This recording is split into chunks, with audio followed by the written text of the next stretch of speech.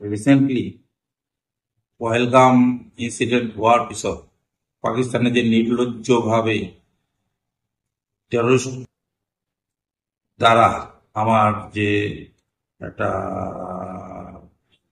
পহেলগামত বাচি বাচি হিন্দু হয়নে নাই কৈ যিটো নৰহত্যা কৰিলে আৰু আমাৰ বহুতৰ মা ভনী হিন্দু মুছলিম দিলে তাৰপিছত ভাৰতেও যথোচিত প্ৰত্যুত্তৰ দিলে। এই ঘটনাৰ পৰিপ্ৰেক্ষিতত ভাৰত চৰকাৰ নিৰ্দেশত তথা অসম চৰকাৰৰ নিৰ্দেশত আমাৰ গোটেই ৰাজ্যতে এটা এয়াৰ স্ট্রাইক অথবা একটা যুদ্ধকালীন পরিস্থিতি হলে কি বিপদের সম্মুখীন আমি হলে কেনেকুৱা প্রতিকার ব্যবস্থা লওয়া যায় এখানে একটা মক ড্রিলের আয়োজন করা হয়েছে।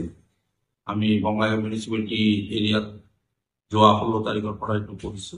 ওয়ার্ড প্রতিটো ওয়ার্ডতে ওয়ার্ড ওয়াইজ হয়ে আছে। এইটো 16 তারিখের পৰা 25 তারিখের ভিতরে মক ড্রিলটো হয়ে যাব। আমি একটা সুপ্রজন নোডাল অফিসার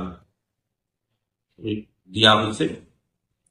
ময়ও যোৱাকালি এটা ইহঁত উপস্থিত আছিলো। আমার এক্সিকিউটিভ অফিসার বাইদেউ যথেষ্ট এইটো কৰি আছে যাতে মক ড্রিলটো সুচাৰুৰূপে হয়। আমার নোডাল অফিসারের এজন রিপোর্ট করা হয়েছে। অহা 23 তারিখলৈকে গভর্নমেন্টের নির্দেশনা 15 তারিখের ভিতরে 25 তারিখের ভিতরে শেষ করব লাগে। আমার 23 তারিখের ভিতরে গোটেইকেইটা ওয়ার্ডত আমি মক ড্রিল কমপ্লিট করি। যাতে খুব ভাল সরকারের একটা ভাল পদক্ষেপটো খুব ধুনীয়া লাগে। কালি আহিছো ইহঁতে দেখিছে যে এয়ার রেড হলে বা কিবা আৰু ইনচিডেন্ট এয়ার রেডৰ পিছত দুৰ্ঘটনা হলে কেনেকৈ ৰাইজক সহায় কৰিব পাৰো গোটেইকেইটাই আমাৰ সিভিল ডিফেন্স অসম দেখাইছে, ডেমনস্ট্রেট কৰি দেখাইছে। আমি তেখেতসকলক ধন্যবাদ জনাইছো। লগতে আমি চৰকাৰক যিটো লৈছে তেখেতসকলক আমি চৰকাৰৰ যিটো প্ৰচেষ্টা তাৰ কাৰণে আমি চৰকাৰক লৈছে আৰু চৰকাৰক ধন্যবাদ জনাইছো।